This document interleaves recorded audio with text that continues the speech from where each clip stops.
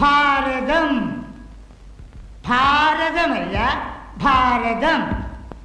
ബിരിയാണിയുടെ ഭാ. പായുടെ അടിയിൽ നാ കിടന്നാൽ എന്തു പറയും? ഓടാൻ പറയും സർ. ഓടാൻ പറയും? ആരോട്? നായോട്. ഇല്ലെങ്കിൽ നാ മൂത്രമൊഴിച്ച് പാ വൃത്തിയിടാക്കില്ലേ സർ? ഇവിടെ ഇവിടെ അധിക പ്രസംഗം തോന്നിയാസം പറയുന്നു.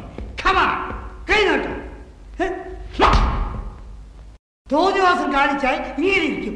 ഇത് തുടക്കമാണ്. മാഷെ എത്ര വേണേലും അടിച്ചോ മാഷെ, ഇന്ന് ഒരു ദിവസമല്ലേ ഉള്ളൂ. അതെന്തായാലും നാളെ ഞാൻ ചത്തു പോകും.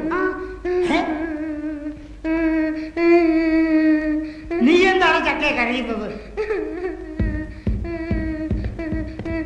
സത്യം പറയാ, ഞങ്ങള് പറഞ്ഞു മാഷ് ആരോടും പറയരുത്.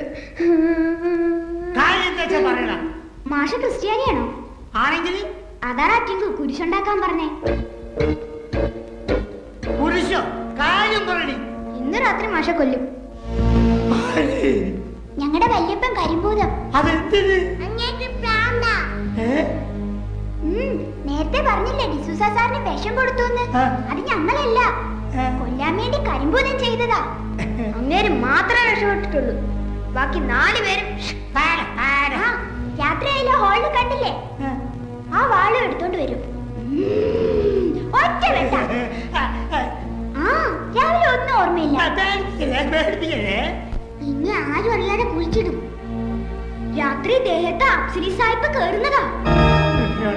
പന്ന കഴിവറിന്റെ മക്കളെ, നിങ്ങളൊക്കെ പൂച്ച വേലയുണ്ടല്ലോ, അത് എന്റെ അടുത്ത് വേണ്ട കേട്ടോ. ഞങ്ങള് പറയാനുള്ളത് പറഞ്ഞു. മാഷ് സൂക്ഷിച്ചാൽ മാഷിന് കൊള്ളാം. ഞാൻ സൂക്ഷിച്ചോളൂ കേട്ടോ. പറ പായുടെ അടിയിൽ നാ കിടന്നാൽ എന്താ ഉച്ചരിക്ക? പായുടെ മുകളിലല്ലേ സാർ നാ കിടക്ക? എന്നെ കൊല്ലാൻ കിട്ടൂലടാ കില്ലർ സായിപ്പ്, കൊലപാതകി. എടാ